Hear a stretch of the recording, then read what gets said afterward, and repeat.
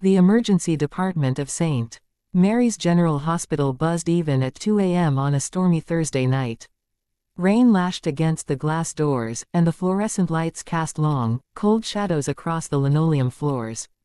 Jamal Thompson, a 52-year-old night security guard, had been working the graveyard shift for 12 years. He wore the standard Navy uniform, slightly faded at the elbows, and carried himself with the quiet dignity of someone who had seen every kind of human crisis without ever losing his calm.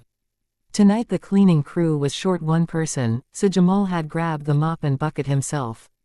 He moved methodically down the main corridor near the entrance, the soft slosh of water the only sound besides the distant beeps of monitors and muffled sobs from the waiting area.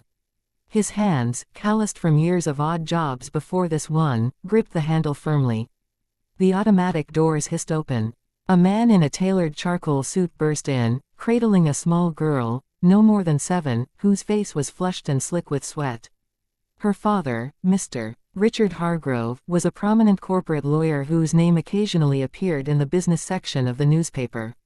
His wife trailed behind, clutching a designer handbag like a lifeline, her high heels clicking frantically. "Move, Mr. Hargrove barked as he nearly collided with Jamal's bucket. Water sloshed over the edge. "You're blocking the way, and God, that floor reeks of bleach. Shouldn't you be doing this kind of work when the hospital isn't full of people?" Jamal stepped aside without protest, pulling the cart against the wall. "Sorry, sir. I'll finish up quick." Mr. Hargrove didn't even glance back.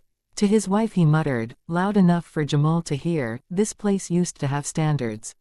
Now they let anyone wander around during emergencies." Jamal lowered his eyes and continued mopping a smaller side hallway. He had heard worse. Words like that slid off him like rain on glass. In the far corner of the waiting room sat Maya Patel, 38, a single mother who worked double shifts at a convenience store to keep the lights on.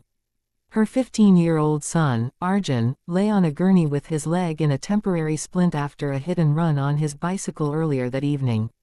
No visitors, no flowers, just the two of them against the world, as always. Maya's eyes were red-rimmed from exhaustion and worry, she hadn't eaten since noon.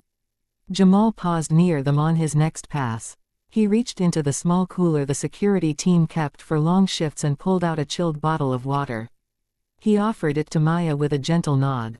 "Here, ma'am, you look like you could use this." Maya took it with trembling hands.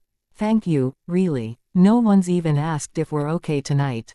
Jamal crouched slightly so he was at her eye level. "Your boy's tough. I saw him wince when they set the leg, but he didn't cry out once. That's strength. He'll be all right." Arjun, half asleep from the pain medication, cracked one eye open. "Thanks, Mr. Jamal smiled, the small, real kind that reached his eyes. "Rest easy, champ." From across the room, Mr. Hargrove caught the exchange and whispered to his wife, "Some people just make one bad choice after another. Look at her, alone, no husband, kid probably running wild. Sad, really." Maya pretended not to hear.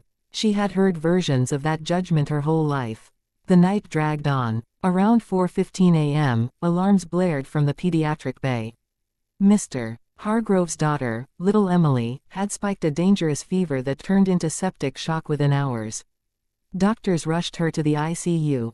Nurses shouted orders. Machines screamed. Then the head doctor emerged, face pale under the harsh lights. "We need O-negative blood, stat.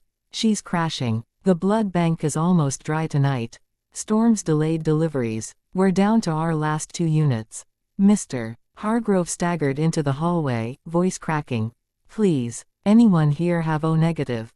My daughter, she's dying. I'll pay anything, please." The waiting room fell silent.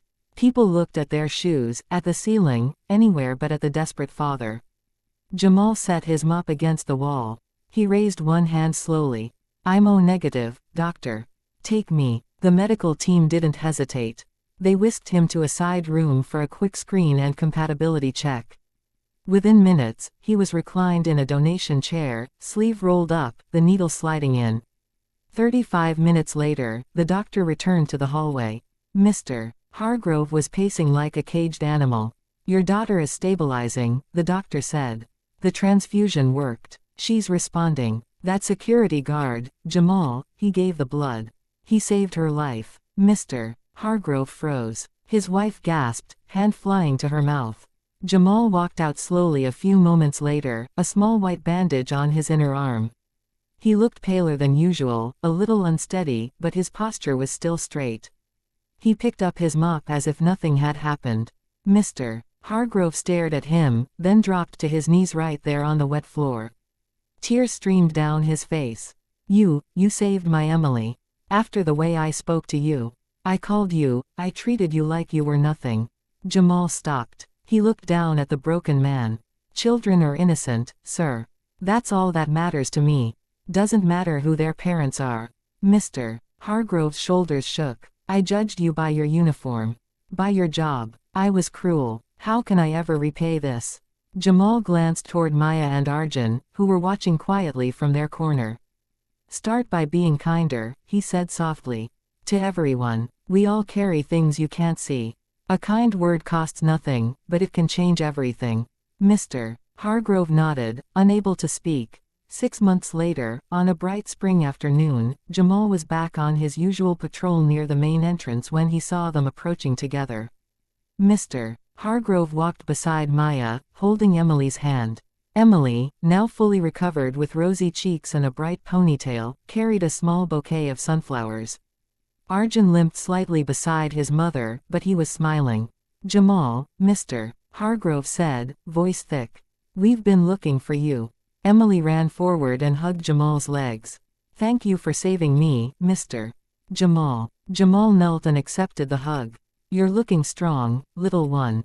Mr. Hargrove stepped closer. After that night, I couldn't forget. I reached out to Maya. We started talking. Turns out her son and my daughter both love the same video games. We've been meeting for coffee, park days, they're like brother and sister now. Maya wiped her eyes. He's helping with Arjun's college fund. And Emily comes to our house for homework help sometimes. We're family, because of you. Mr. Hargrove extended a hand, not for a handshake, but to pull Jamal into an embrace. You didn't just give blood that night. You gave me back my soul. You showed me what real character looks like. Thank you, from the bottom of my heart. Jamal hugged him back, then stepped away with a quiet smile. Just keep paying it forward. That's all I ask. As they walked away together, two families once strangers, now bound by kindness, Jamal picked up his mop again. The floor still needed cleaning. Some things never changed. But inside the hospital that day, something had. A few more hearts had learned that respect has no uniform, and true heroes often wear the plainest ones.